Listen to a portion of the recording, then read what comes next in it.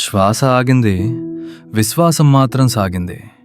చంబాలోయ చుట్టూ ఎత్తైన కొండలు, అంతకంటే ఎత్తుగా పరుచుకున్న తెల్లని మంచు తెరలు.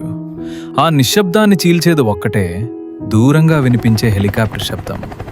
హిమాచల్ ప్రదేశ్లో మంచు కురుస్తుంటే వీడియోలు తీయాలని పీయూష్ అనే యువకుడు తన సోదరుడితో కలిసి ట్రెక్కింగ్కి వెళ్ళాడు.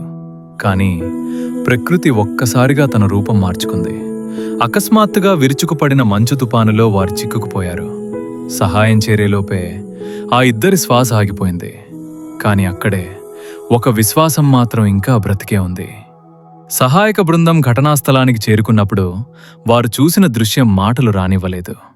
పీయూష్ మృతదేహం పక్కనే అతని పెంపుడు కుక్క, ఒక పిట్బుల్, నిశ్శబ్దంగా చలిలో వణుకుతూ కదలకుండా కూర్చుని ఉంది.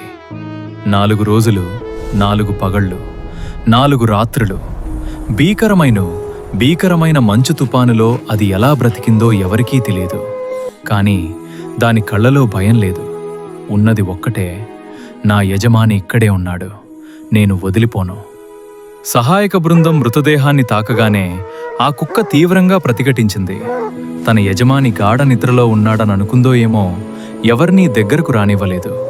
చివరకు కన్నీళ్ల మధ్య శునకానికి గంతలు కట్టి యజమాని మృతదేహంతో పాటు దాన్ని హెలికాప్టర్లో తరలించారు. కథ అక్కడితో ముగిసిందనుకుంటే అసలు గుండె పిండేసే దృశ్యం తర్వాత వచ్చింది. సురక్షిత ప్రాంతానికి చేరుకున్నాక కూడా ఆ కుక్క తన తోక ఆడిస్తూ యజమాని ఇప్పుడే లేచి తనతో ఆడతాడన్నట్టు అమాయకంగా ఆకాశం వైపు చూస్తూనే ఉంది. ఆ చూపు మాటల కన్నా బలమైనది. శ్వాస ఆగిపోయిన మనిషి కోసం ఇంకా ఆశను వదలని ఒక మూగజీవి.